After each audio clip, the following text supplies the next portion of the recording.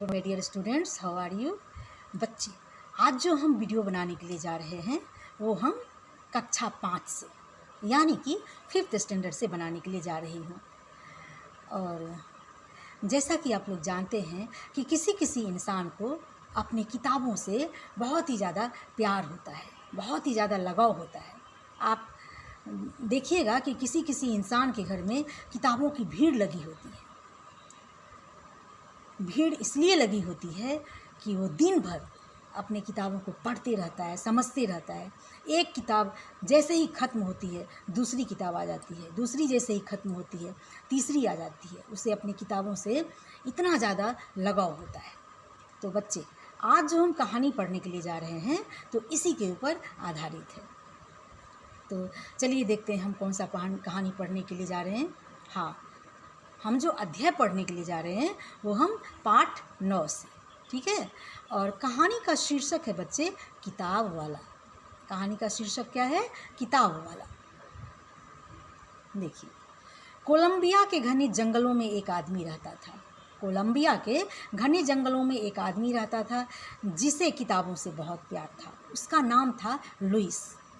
जैसे ही एक किताब खत्म होती वह झट से दूसरी किताब ले आता। जल्द ही उसका पूरा घर किताबों से भर गया। अभी हम थोड़ी देर पहले इसके ऊपर चर्चा किए थे कि किसी किसी इंसान को किताबों से बहुत ही ज़्यादा प्यार होता है, बहुत ही ज़्यादा लगाव होता है। तो वही इंसान है जिसका नाम है लुइस, जिसे अपने किताबों से बहुत ही ज़्यादा प्यार है। अब देखिए, जल्द ही उसका पूरा घर किताबों से भर गया। उस लुइस को अपने किताबों से इतना ज़्यादा प्यार है कि वो पढ़ते पढ़ते जल्द ही उसका पूरा घर किताबों से भर गया। एक ख़त्म होती फिर दूसरी आ जाती, दूसरी ख़त्म होती फिर तीसरी आ जाती। अब देखिए, उसकी पत्नी डायना उस पर बहुत गुस्सा होती। उसकी पत्नी जो थी उसके पत्नी का नाम था डायना, जो उस पर बहुत गुस्सा होती। डायना बोलती है, हम इतनी किताबों का भला क्या करेंगे? क्या इन्हें हम भात के संग खाएंगे? उसकी पत्नी गुस्सा होकर के बोलती है, क्या हम इन्हें भात के संग खाएंगे? क्या उन्हें भात के संग खाएंगे? किससे बोलती है डायना? लुइस से बोलती है, अपने पति से बोलती है। लुइस देर तक सोचता रहा, काफ़ी देर तक लुइस इस बात पर सोचता रहा। फिर उसके दिमाग में एक आइडिया आया। अब देखते हैं कौन सा आइडिया आया। हाँ, क्यों ना इन किताबों को पहाड़ियों के उस पार उन लोगों तक ले जाऊं जिनके पास किताबें नहीं हैं। उस लुइस ने सोचा इस बात को कि इतनी सारी किताब मेरे घर में हैं, तो क्यों ना इन किताबों को पहाड़ियों के उस पार ले जाएं जिसके पास किताबें नहीं हैं। अगर आपके भी घर में किताबों की भीड़ लग जाती है या आप सोचते हैं कि इस किताबों का क्या करेंगे, तो आप अपने दोस्तों को दे देते हैं पढ़ने के लिए, या जो बच्चे के पास पैसे नहीं होते हैं किताब खरीदने के लिए आप उसे दे देते हैं। करते हैं, हम लोग भी ऐसा करते हैं। तो उसी प्रकार से उसने सोचा कि पहाड़ियों के उस पार उन लोगों तक ले जाऊं जिनके पास किताबें नहीं हैं। मैं एक गधे पर किताबें ला दूंगा और दूसरे उस पर खुद सवार हो जाऊंगा और दूसरे पर खुद सवार हो जाऊंगा। उसने एक गधे को लाया, गधे खरीद करके लाया। इसके बाद लुइस ने जरा भी देर करना मुनासिब ना समझा। 2 हट्टे कट्टे गधे खरीदे। उनको नाम दिया अल्फा और बीटा।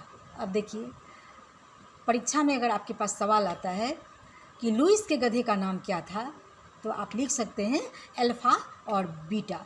आपको ये भी पूछ सकते हैं परीक्षा में कि गधे एक थे या 2। उसने 1 गधे खरीदे थे या 2 गधे खरीदे थे, तो 2 गधे खरीदे थे, ठीक है।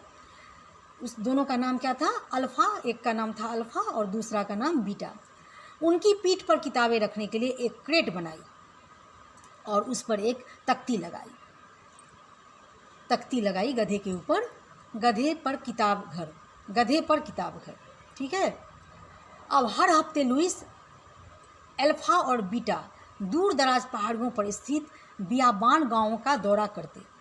अब हर रोज़ उन लोग का एक काम हो गया था कि अल्फ़ा और बीटा को लेकर के लुइस दूर दराज पहाड़ियों पर स्थित बियाबान गांवों का दौरा करते थे। एक दफ़ा वे इल्टोरमेंटो नाम के गांव में गए। एक दफ़ा वे इल्टोरमेंटो नाम के गांव में गए। जब सूरज बहुत तपता तब लुइस और दोनों गधे किसी नाले के पास बैठ सुस्ताने लगते। रास्ते में जब सूरज की बहुत ही ताप लगने लगती, सूरज की धूप उसे बहुत ही तेज़ लगने लगती, तो वो लोग क्या करते, एक नाले के पास बैठ कर के सुस्ताने लगते। वे ठंडा पानी पीते। एक दिन पानी पीने के बाद बीटा ने आगे चलने से एकदम इनकार कर दिया। उसके जो गधे एक थे वो इनकार कर दिया। उसका नाम क्या था, बीटा। वो आगे चलने से उठ ही नहीं रहा था, इनकार कर दिया। लुइस ने बार बार उसकी लगाम खींची, पर वह अपनी जगह से टस से मस ना हुआ। फिर लुइस ने उससे मिन्नतें की और कहा, देखो बच्चे हमारा इंतज़ार कर रहे होंगे। ठीक है, लुइस ने किससे कहा, गधे से, जल्दी चलो बच्चे हमारा इंतज़ार कर रहे होंगे। तब कहीं जाकर बीटा ने नाला पार किया। वे पहाड़ी तक पहुँचे तब तक रास्ता एकदम सुनसान हो गया था। वो जैसे ही पहाड़ी तक पहुँचे रास्ता एकदम सुनसान हो गया था। वहाँ केवल चिड़ियों की चहचहाहट सुनाई दे रही थी। चिड़ियों की थी।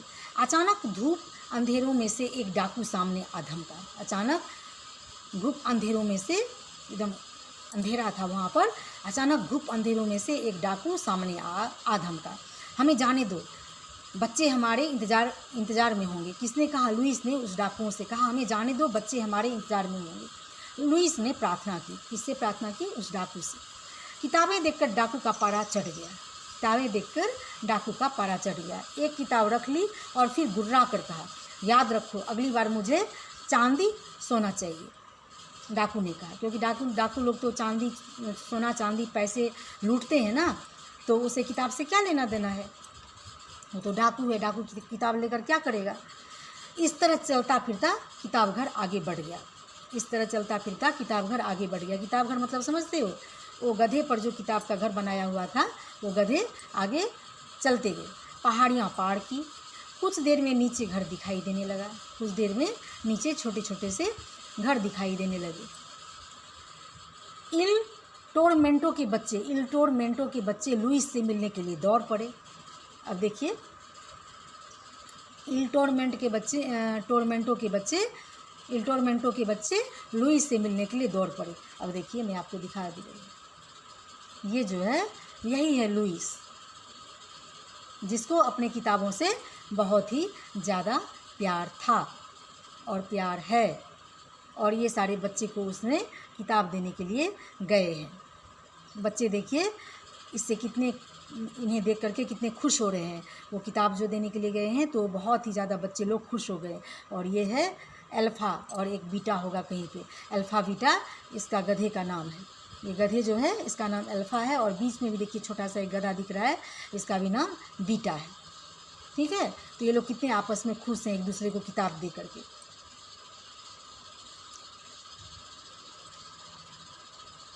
हाँ, कहाँ थे हम लोग, कुछ देर में नीचे घर दिखाई देने लगे। देखते हैं छोटा छोटा घर है यहाँ पे। टोरमेंटो के बच्चे लुइस से मिलने के लिए दौड़ पड़े।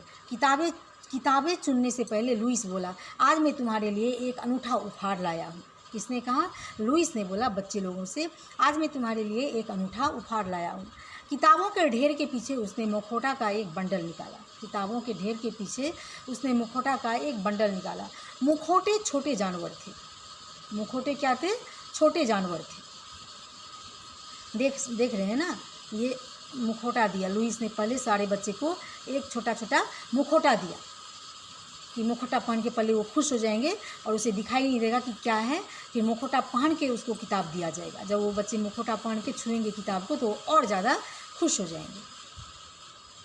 तुम अपने अपने मुखौटे पहनो, फिर मैं तुम्हें जानवरों की कहानी सुनाऊंगा। किसने कहा, लुइस ने छोटे छोटे बच्चों से कहा।